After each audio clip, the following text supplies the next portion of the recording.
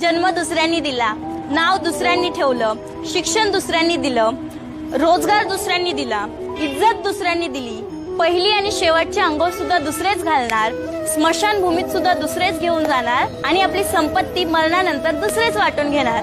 तरी देखील माणसाला आयुष्यभर कोणत्या गोष्टीचा गर्व असतो हे सांगणं मात्र कठीणच.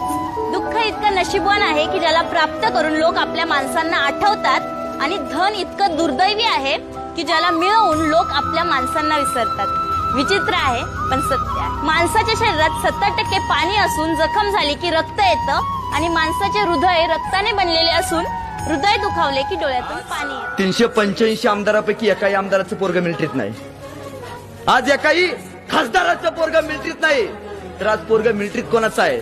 ज्याचा बाप दिवसभर शेतात कामाला जातो आणि ज्याची आई रात्रीचं कालवण सकाळी गरम करून खाते. त्याचाच पोरगा ताईनं आज रायफल घेऊन देत सांभाळ.